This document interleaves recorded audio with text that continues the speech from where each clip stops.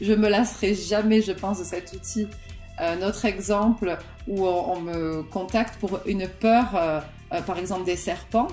Donc, c'est quelqu'un qui avait aussi travaillé sur elle. Donc là, j'ai pas mis papa-maman, il y avait juste le moi et la peur des serpents. Et en fait, c'était tellement beau, c'était l'enfant intérieur. Donc, la personne qui représente la peur du serpent, elle régresse, elle devient une petite fille de 6 ans qui chasse les papillons. Et à 6 ans, il y avait eu quelque chose. Et le fait de reconnecter avec cette part d'elle-même, quelques semaines après, la personne, elle est capable de dire « Mais maintenant, c'est plus une phobie. C'est OK. » Bonjour à tous, j'espère que vous allez bien. Alors dans cet épisode interview, j'ai eu le plaisir d'échanger avec Sandrine Philippe Charrère, thérapeute aux multicasquettes, mais surtout amoureuse de sa pratique des constellations familiales.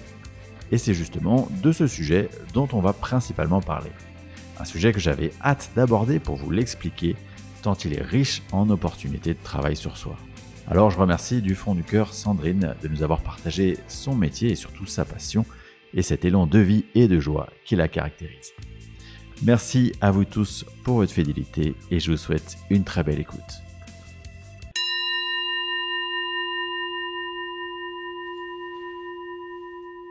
Alors Sandrine, bonjour et merci beaucoup d'avoir accepté cette invitation pour le podcast Entre deux mondes. Je suis vraiment ravi de t'accueillir et entre autres parce qu'on va parler d'un sujet qui m'a longtemps intrigué et que je suis vraiment très content de pouvoir mettre sur le devant de la scène. Ce sujet, c'est les constellations familiales et tu vas nous en parler. Et en plus, c'est quelque chose que j'ai pu tester avec toi. Donc, je pourrais aussi donner mon point de vue en tant que personne qui s'est confrontée à cet exercice.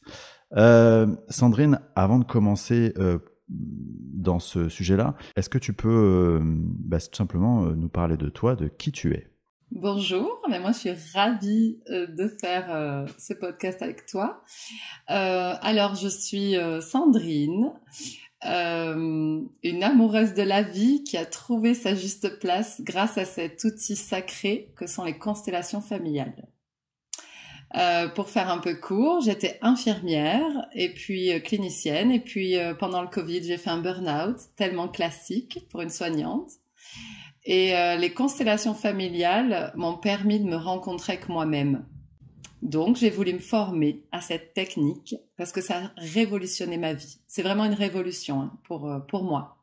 Donc, en fait, si je comprends bien, c'est cet outil qui est intervenu dans ta vie et qui t'a fait complètement changer de perspective et qui t'a ouvert quelque part cette porte vers le fait de devenir praticienne, c'est ça ? Exactement. Ok. Avant ça, est-ce que tu avais une ouverture sur le sujet spirituel ? Alors, j'ai toujours eu la foi. C'était difficile d'avoir la foi en une religion particulière, mais la foi en ce que je faisais, oui, j'étais déjà dans l'accompagnement pour le changement du patient en étant clinicienne. Et disons qu'il me manquait quelque chose, mais je ne savais pas quoi. Et les constellations ont permis de toucher du doigt le soin de l'âme. Et ça a été la révolution intérieure. Waouh, quel programme. Du coup, pour toutes les personnes qui, comme moi auparavant, ont entendu parler, parce qu'on en entend parler, des constellations familiales et des constellations tout court, est-ce que tu peux nous expliquer tout simplement le principe ? Alors, ça fait partie des techniques de thérapie brève systémique, c'est-à-dire que vous travaillez sur vous, mais vous bougez tout un système. Ça fait du bien à tout le monde, même s'il y a du mouvement et que pour rétablir l'équilibre, ça prend parfois du temps. Concrètement, ça permet de mettre en image à l'extérieur ce qu'on a à l'intérieur. La personne vient avec une problématique. Il faut savoir que les constellations familiales, c'est l'art de trouver sa juste place. C'est la thérapie du ressenti. On va lâcher le mental et aller dans le corps pour intégrer, réengrammer tous les changements possibles. On va lever des blocages en identifiant certains blocages ou certaines blessures. Parfois, on porte des choses qui ne nous appartiennent pas de notre système. Donc là, on parle de transgénérationnel. Mais c'est des choses qui vont nous polluer dans notre vie au quotidien. Et les constellations familiales permettent de mettre en évidence toutes ces loyautés cachées, ces blocages, ces secrets. Bien sûr, quand la personne est prête, c'est un outil très bienveillant qui va révéler des choses si la personne qui est constellée est en capacité de les intégrer. Autrement, ça sortira plus tard. Donc, pour un peu que les gens se rendent compte de la partie contexte, donc c'est quelque chose qui se passe à plusieurs, forcément, puisqu'il va y avoir des rôles que chacun va prendre. Donc, il y a une personne, comme tu l'as dit, qui vient avec une problématique ou un sujet à traiter, qui va être constellée. Elle va désigner aléatoirement, c'est ça, ou par le ressenti, ou par l'intuition, disons, des personnes qui vont jouer un rôle pour elle, c'est ça? Alors, il y a deux possibilités. Il y a soit de l'individuel, où à ce moment-là, on travaille avec des figurines, ou du groupe, du collectif. Ok, c'est intéressant. Comment est-ce qu'on travaille en individuel? Parce que ça, c'est peut-être un peu moins connu pour le coup. Alors, la personne, quand elle prend rendez-vous, elle va poser une intention. Et dès qu'elle prend rendez-vous, il y a quelque chose qui se met au niveau du ressenti. Il y a des choses qui peuvent être rêvées, qui peuvent être conscientisées. Quand on arrive au jour du rendez-vous, moi, mon travail, c'est d'affiner avec elle sa question. Parfois, il n'y a pas forcément une question précise tout de suite.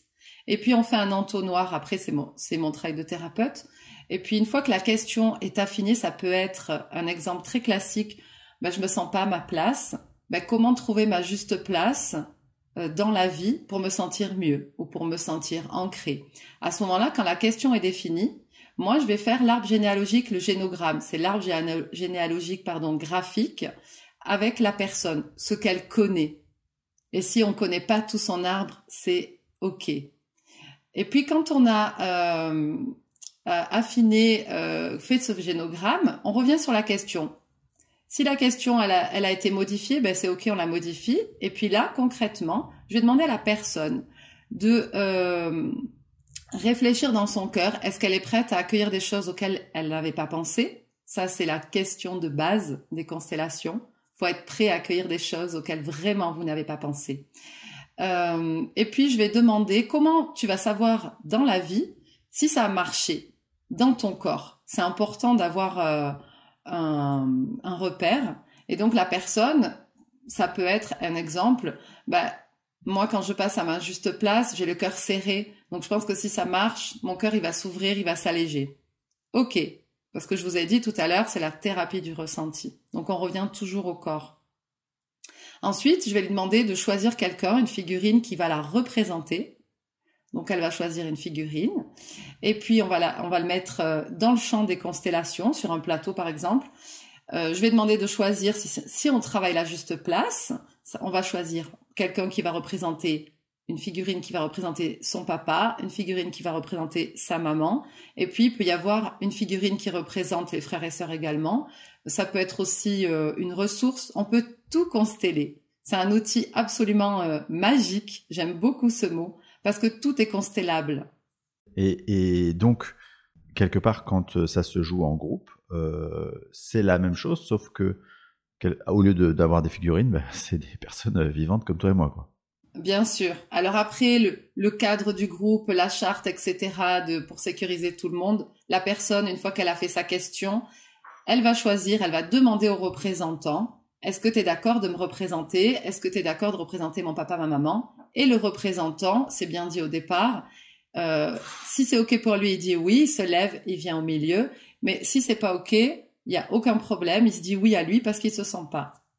Et puis ensuite, la personne constellée va placer ses représentants dans l'espace. Et là, on a une première image. Les représentants, faut savoir qu'ils vont être connectés au ressenti de la personne qui représente. Donc c'est un merveilleux exercice de lâcher prise parce qu'ils vont ressentir des choses qui ne leur appartiennent pas. Et oui, ça c'est ça un peu l'effet magique, pour le coup, tu t'emploies ce mot-là, mais c'est vraiment ça, parce que pour l'avoir testé, effectivement, tu es traversé par des émotions, par des choses qui ne sont pas toi, en fait. Tu te rends bien compte que c'est pas toi. Je me souviens d'ailleurs d'une personne qui jouait le rôle du père de la personne constellée et qui s'est figée, en fait, complètement figée, et qui disait je me sens hyper mal à l'aise, je suis vraiment en observation, mais j'aurais presque pas envie d'être là. Et toi, tu vas faire le débrief un petit peu avec la personne constellée, de dire effectivement, est-ce que ce ressenti, il correspond à l'idée que tu te fais de la posture qu'est celle de ton père, par exemple, c'est ça? Tout à fait. On va tout le temps revenir vers le client. Comment ça vient à toi, ce qui se passe? Et donc une fois qu'on a c'est installé, c'est-à-dire que chacun est dans son rôle, chacun a transmis ses ressentis, ce qui lui passe, en fonction de la situation que tu décris. Comment on passe à l'étape d'après? Qu'est-ce qui se passe? Alors, une fois que la première image, elle est mise sur la scène, le client, je lui demande d'observer sans interpréter ce qu'il voit. Alors des fois ça peut être je vois que ma mère elle me regarde pas, ou je vois que mon papa il est exclu, je vois par exemple que la personne qui me représente elle s'est assise par terre, et là moi je vais aller voir, je vais aller questionner les représentants. Qu'est-ce qui se passe dans ton corps?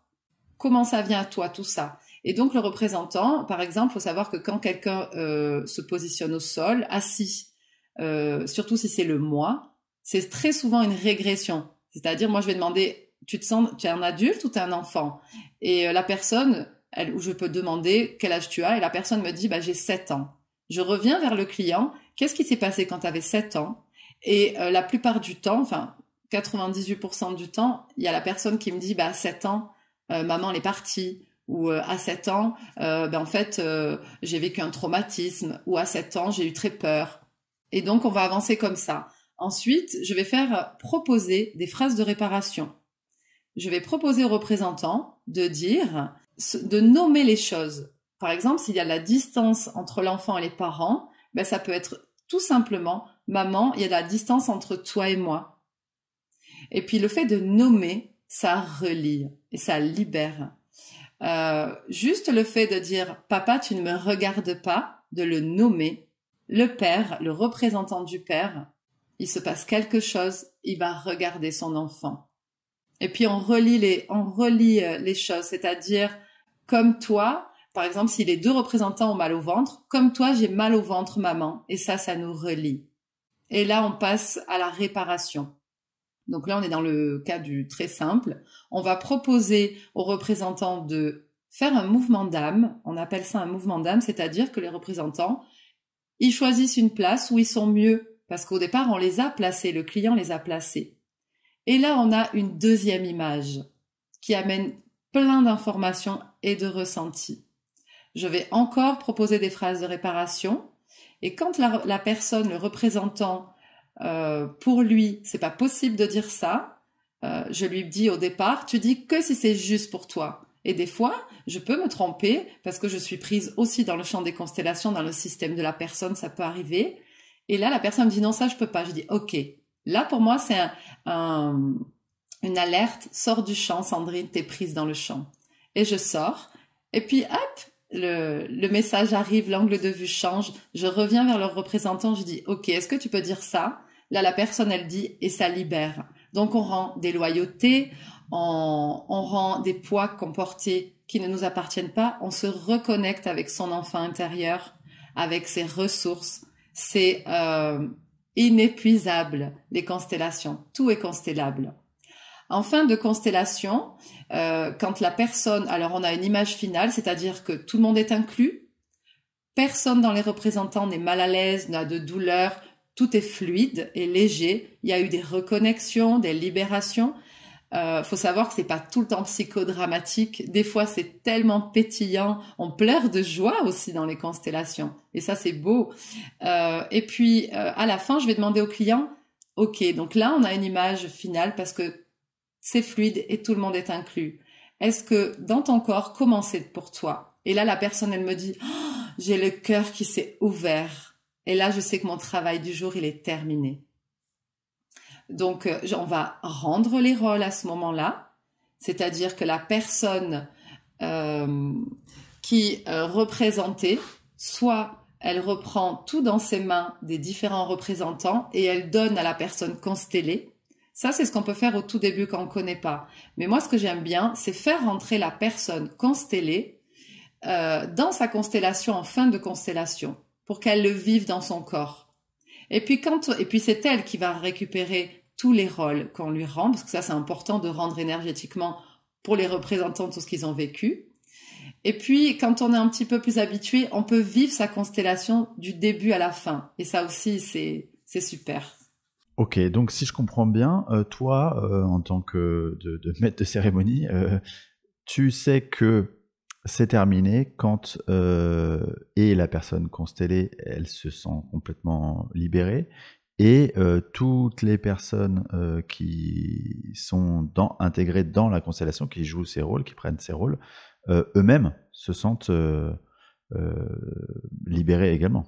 Tout à fait. C'est hyper important d'être dans le corps et de revenir au corps. Ok. Alors après, moi, mon travail aussi, c'est de vérifier que le client constellé, il n'est pas dissocié, qu'il soit bien là. Donc souvent, je vais insister, gardez vos pieds au sol, t'es toujours là. Et puis s'il y a besoin d'une protection, on matérialise une chaise, on donne une autre personne ressource à côté. Il y a tout un cadre autour pour que la personne se sente bien. J'imagine d'ailleurs que, petite parenthèse, c'est ton rôle, toi, en tant qu'accompagnante, de garantir la sécurité, évidemment, physique et émotionnelle de tous les participants, et puis de aussi, en même temps, de te laisser un peu guider par l'intuition, ton intuition, qui te permet d'aller poser telle ou telle question, ou d'aller voilà, dans telle direction, quoi, c'est ça? Complètement.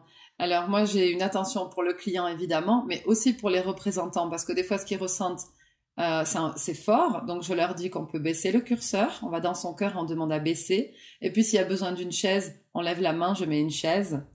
Et ensuite, quand on rend les rôles, des fois ça résonne aussi chez la personne, on n'est jamais choisi par hasard quand on est représentant. Donc on travaille sur soi, même en étant représentant, et même en étant observateur, parce que parfois, on est pris dans le champ. Donc après, c'est important que la personne, en groupe en tout cas, elle sorte prendre l'air, et puis nous, on va débriefer en groupe pour partager ce qui a partagé et rendre une autre fois un rôle à la Terre, c'est possible aussi quand la personne, elle se sent trop chargée. En fin d'atelier, avant de se quitter, on fait un nettoyage énergétique avec de la sauge, du palo santo, et puis on va faire une méditation pour se nettoyer également. Je veille vraiment à ce que les personnes, elles repartent toutes dans la légèreté dans le corps. Et je reste disponible, évidemment, s'il y a besoin. Ouais, il y a un truc que tu as dit qui est intéressant, c'est que, effectivement, même quand on est en observateur, puisque par définition, ça se travaille en groupe, et que tout le monde n'est pas représentant, il y a un certain nombre de personnes qui sont observatrices, et d'ailleurs qui peuvent choisir, tu l'as dit, de rester observatrices, c'est-à-dire de ne pas prendre part en tant que représentant. C'est vraiment le libre arbitre de chacun. Eh bien, on peut, en tant qu'observateur, se sentir soi-même traversé par des émotions, quelque part, être pris malgré nous dans ce champ-là, et ressentir des choses. Moi, ça m'est arrivé concrètement, en tant qu'observateur, de sentir par empathie les émotions qui traversaient notamment la personne constellée. Et c'est vrai que c'est assez particulier pour le coup. Tout à fait. C'est important d'être à l'écoute de ce qu'on ressent, parce que vous n'êtes pas choisi par hasard. Et même quand vous n'êtes pas choisi, s'il y a quelque chose qui vient résonner très fort, ça vous indique, ah oui, là, il faut aller travailler cette chose-là. Donc c'est pour ça que mon tarif, il est le même pour toutes les personnes qui viennent à mes ateliers. Parce que du moment que vous mettez un pied dans l'atelier, vous avancez sur votre chemin, quelle que soit votre place dans l'atelier. C'est passionnant. Tu disais tout à l'heure que, en tout cas c'est ce que j'ai compris, il n'y a pas de sujet qu'on ne peut pas traiter en constellation. Moi, avant de connaître cet exercice, de l'expérimenter, j'avais en tête que vraiment, comme tu l'as dit, on venait parce que il y avait un sujet de place, et notamment de place dans la fratrie, de place ou de comportement particulier d'un de nos aïeux par rapport à nous, voilà, quelque chose à débugger de ce côté-là. Mais j'ai vécu dans cette expérience à laquelle tu m'as proposé de participer, j'ai vécu une thématique où une personne venait parce que elle n'arrivait pas à trouver de maison. Elle devait déménager parce que elle avait vendu la sienne, et puis elle n'arrivait pas à trouver de maison. Et quelque part, elle venait à travers cette constellation chercher le blocage, ce qui l'empêchait de trouver cette maison, quoi. Là aussi, il y avait un côté encore magique C'était une constellation structurelle, c'est-à-dire c'était quelqu'un qui avait déjà travaillé sur elle, donc ça c'est important. Donc on n'a pas eu besoin de mettre papa, maman et les frères et sœurs. Il y avait son point A, elle en était là, et puis il lui fallait une maison parce qu'elle allait être dehors en fait. Donc le point B. En avançant sur cette ligne entre le point A et le point B, il y a des choses qui sont passées dans le corps et ça a été tellement fort pour la représentante que c'est la cliente qui a pris sa place rapidement dans la constellation.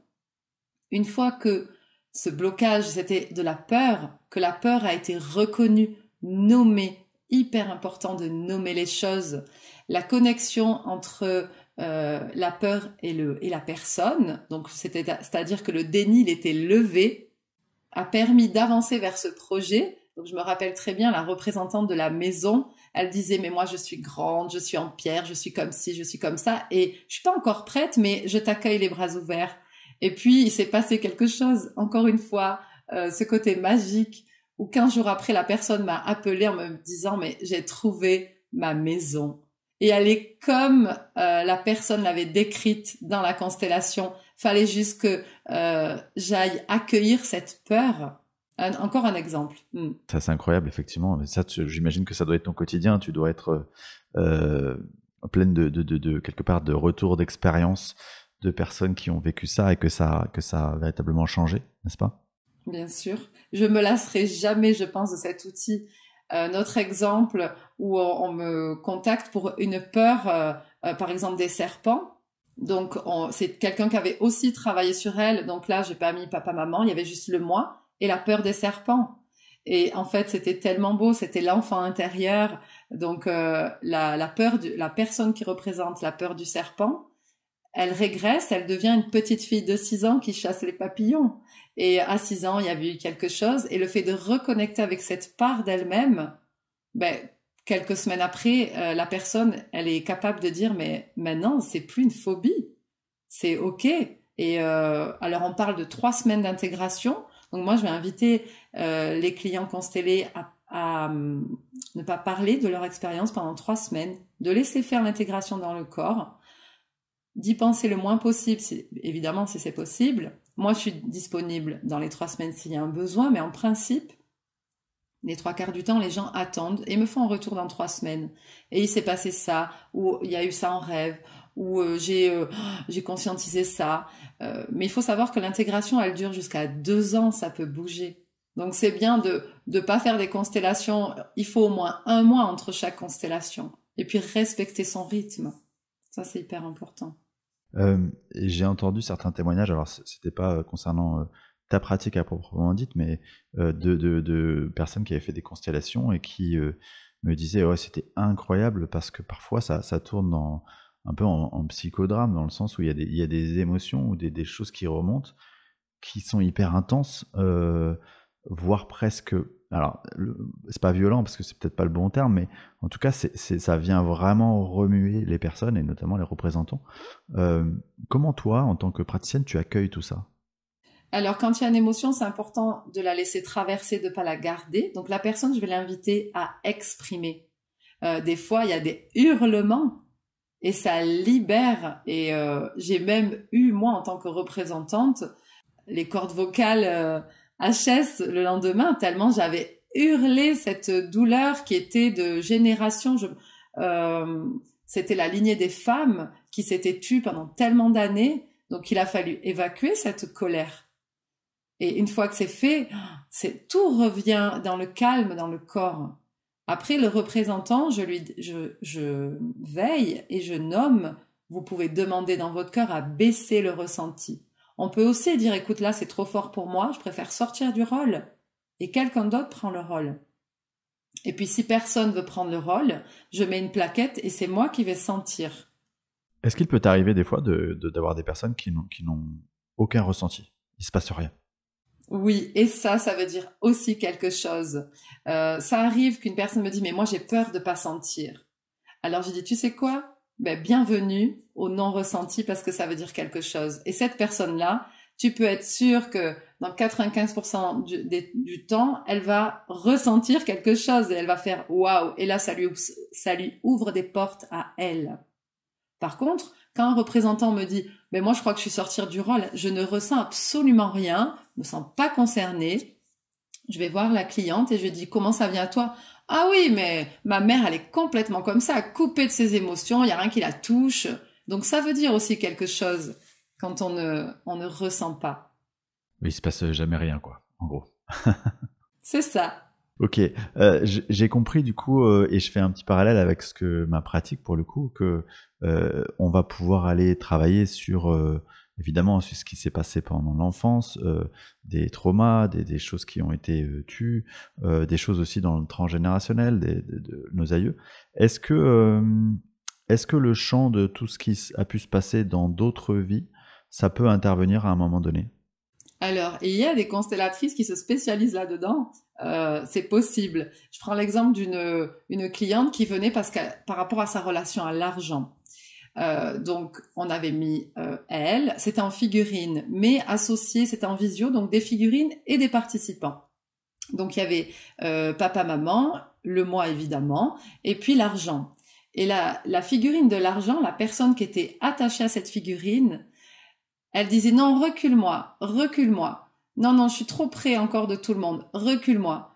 Et puis elle finit par dire, moi, mais je me sens tellement loin, je me sens vraiment loin de tout ça. Et là, la personne qui était constellée me dit, bon, j'ai pas voulu le dire, mais j'ai fait une lecture de vie antérieure et on m'a dit que ma relation à l'argent, elle était problématique dans cette vie parce que dans une autre vie, j'ai un trauma lié à l'argent. Est-ce que pour jouer le rôle que tu joues, toi, dans cet accompagnement, il faut avoir des perceptions, tu vois, des perceptions extrasensorielles? Tout le monde a des perceptions, peut avoir des perceptions extrasensorielles. Moi, j'étais complètement fermée. Et puis, mon premier module, quand je suis allée en Belgique me former, tout s'est ouvert, jusqu'à mes souvenirs d'enfance où tout était ouvert, évidemment. Et là, après, il y a la médiumnité qui arrive. Enfin, demandez et vous recevrez. Hein, c'est un peu ça. Hein. Donc, tout est possible. Même si vous n'avez pas de perception. D'ailleurs, on peut consteller. J'ai eu quelqu'un qui est venu parce que il voulait ressentir et développer ses capacités. Donc, on a fait une constellation avec le moi, papa, maman et le représentant des capacités de l'invisible, en fait. Et c'était très beau. J'imagine. Ce qui revient encore une fois au sujet de tout est constellable quelque part. Bien sûr. Est-ce que néanmoins dans cette pratique-là, il y a des risques ou il y a des contre-indications ou il y a des profils de personnes pour lesquels il est préférable de ne pas, de ne pas venir faire de constellation? Si la personne arrive dans un groupe ou arrive dans un rendez-vous en individuel, il n'y a pas de hasard, c'est qu'elle est prête à recevoir. Et si elle n'est pas prête à entendre, parce qu'on ne peut pas éplucher tout l'oignon en une seule fois, c'est impossible. Donc quelqu'un qui arrive sur son chemin de vie pour évoluer et qui est encore, on va dire, fragile, la constellation va mettre en évidence la priorité, ce que la personne peut intégrer. C'est un outil tellement bienveillant que vraiment, moi qui étais pleine de peur, mais j'en ai jamais eu avec cet outil. Si ça sort, c'est que vous êtes en capacité de le gérer. Et j'ai accompagné des personnes étiquetées de maladies psychiatriques, mais ça se met, si ça se met dans la matière, si ça se met dans un atelier, c'est que la personne, elle a les ressources pour faire face. Mais est-ce que quand même, toi, tu vois, tu as l'impression que ton passé, ta formation initiale, elle t'aide dans cet accompagnement?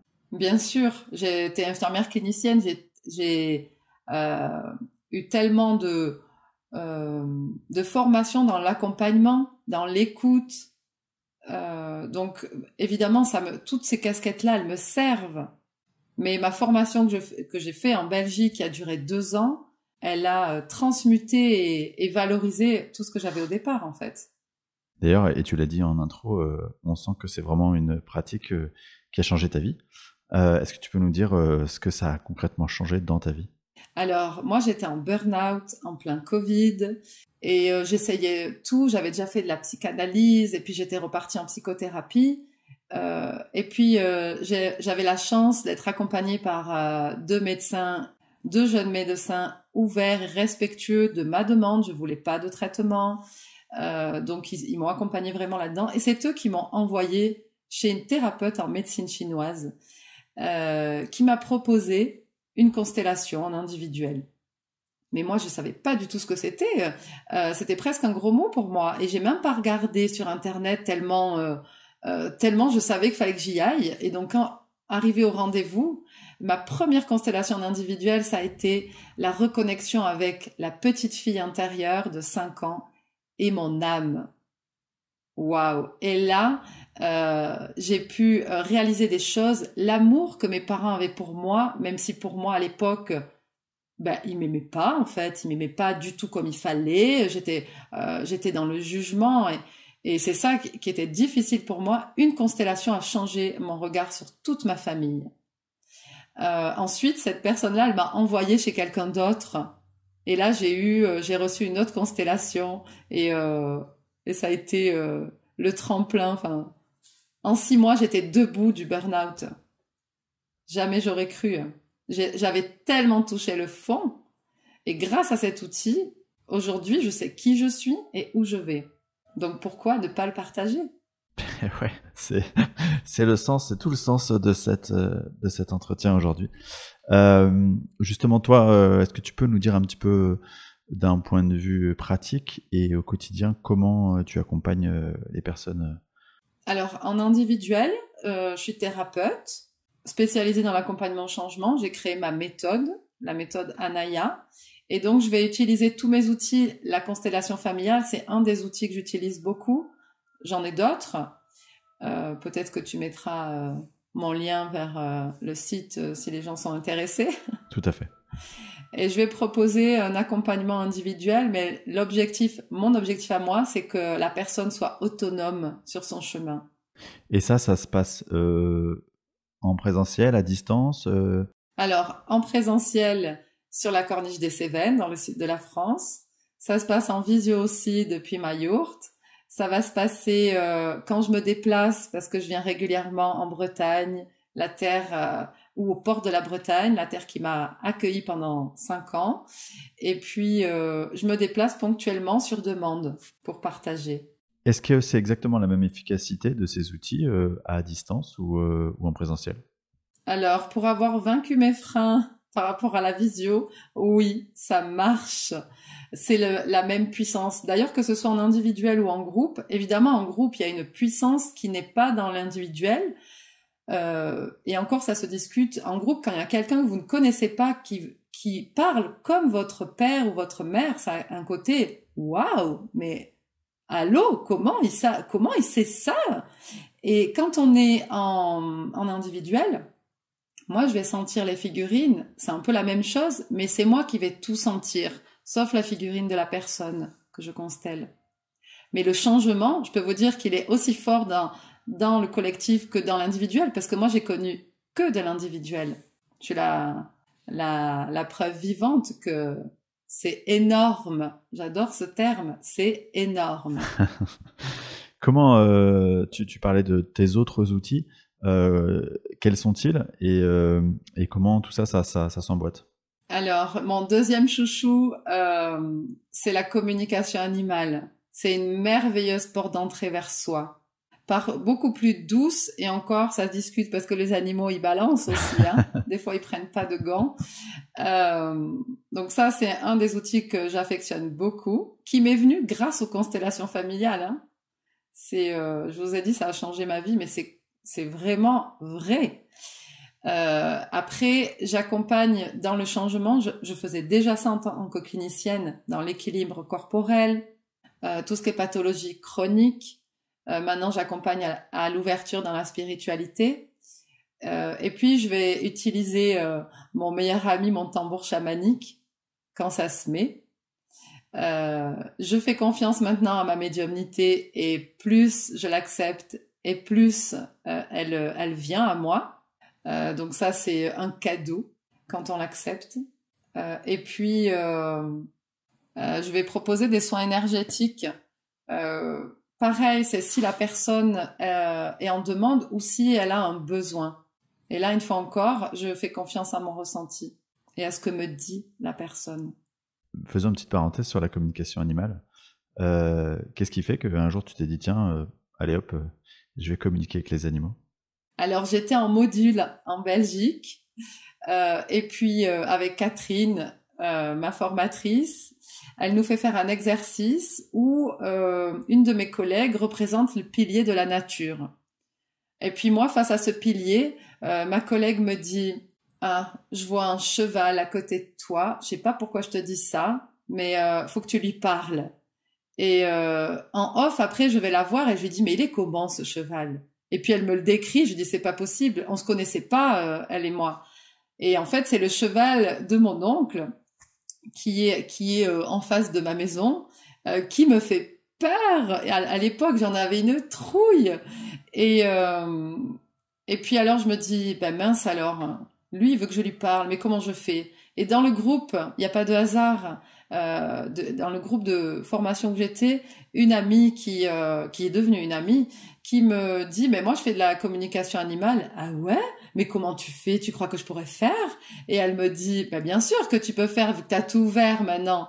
Et alors, elle me donne des bases. Et donc, j'ai commencé comme ça. Et grâce à Pilou, ah bah, je me suis après formée parce que ça suffisait pas, je me sentais pas légitime, joli syndrome de l'imposteur. Et donc j'ai fait une formation qui m'avait pas appris à faire, mais qui m'a un peu plus ancrée. Et aujourd'hui, c'est moi qui forme. Pour les personnes qui s'essayent du coup à la communication animale, t'as un conseil à leur donner? Soyez au clair avec vous-même au départ et pour éviter les projections. Et quand on est fatigué, ben on fait pas. Et puis faites-vous confiance. Mais est-ce que, tu vois, est-ce qu'il y a un protocole de connexion? Mais bon, je sais pas, tu veux rentrer en contact avec un chat. Est-ce qu'il y a un protocole particulier de connexion où tu dois demander une autorisation? Et puis après, comment les infos, elles viennent à toi? Alors oui, il y a différents protocoles, mais il y a une base. Ça, j'explique tout sur mon site, mais rapidement, c'est important de trouver son point zéro, de se mettre en mode alpha. Sur le canal les animaux sont en mode alpha. C'est un petit peu ce que vous avez juste avant de vous endormir. Donc il faut retrouver un état de calme intérieur. Donc l'ancrage, les méditations guidées, enfin, il y a plein de possibilités pour y arriver. Donc ça, déjà, c'est un entraînement. Parce que dans cette vie, dans cette société où on va vite et on est surchargé, bah, il faut trouver du temps pour se canaliser et retrouver ce point zéro. Donc ça, une fois qu'on l'a, on demande une connexion sur le canal de l'animal. Et puis moi, j'aime bien faire visualiser un chemin et puis une porte. Et puis vous amenez l'animal. Derrière cette porte, il y a l'animal. Alors c'est bien d'avoir vu une photo quand même, hein, c'est un minimum de l'animal. Mais moins vous en savez sur l'animal, mieux c'est. Et puis après, on va recevoir, ça va être parfois avec des images, ça va être des ressentis dans le corps, des émotions, ça peut être des paroles qui viennent, des messages qui viennent sous forme de paroles, et ça peut être aussi au niveau de l'odorat, au niveau du goût. Toutes les perceptions, en fait, sont utilisées selon les personnes. Moi, je sais qu'au début, j'y croyais pas, et pourtant, j'y suis allée, donc c'est bien que j'y croyais un peu. Et je demandais aux animaux, mais il faut que tu me donnes une image, que je prouve à ton gardien que c'est vrai ce que je fais. Je voulais juste me rassurer moi, hein. Et donc, ils me donnaient des images, et je rentrais chez les gens, et les gens me disaient, mais c'est incroyable, vous êtes jamais venu chez moi. Bah, j'ai dit, bah, c'est énorme, encore une fois. Ouais, je ressens que tout ça, et d'ailleurs, c'est vrai aussi dans le reste de tes pratiques, il y a beaucoup d'une question de foi derrière, une question de croire à tout ça, de croire en soi et d'avoir confiance, et en même temps de vraiment d'être dans cet état d'accueil, de lâcher prise avec tout ce qui va venir en fait. Oui, c'est complètement ça. Et moi qui arrive du monde scientifique, je peux vous dire que tout est possible, hein. Eh bien, écoute, je pense que ça va inspirer pas mal de monde. Sandrine, je vais vraiment te remercier parce que c'était un témoignage précieux. Euh, j'en profite pour dire évidemment que, comme pour toutes les interviews, je mettrai donc tes liens dans le détail de l'épisode sur toutes les plateformes et aussi sur ma chaîne YouTube Xavier Murez Entre deux mondes. J'aimerais terminer cet épisode en te posant les deux questions que j'aime bien poser aux personnes que j'interviewe. La première, est-ce que dans ce cheminement d'éveil spirituel qui a été le tien et qui est encore le tien, il y a des ouvrages ou des références ou des personnes qui t'ont particulièrement inspiré? Alors, la personne, il y en a plusieurs, oui, mais Catherine Hudot-Vernick, ma formatrice, l'Académie de Lettres, ça c'est l'étoile. C'est pas une cerise sur un gâteau, c'est une étoile au-dessus d'un gâteau. Et puis il y a eu toutes les personnes qui m'ont accompagnée, hein. Simone Buche à Nantes qui m'a envoyée vers Catherine, et cette thérapeute en médecine chinoise Aurélie Paris dans le 44 aussi. Eh bien super, merci pour ces éléments.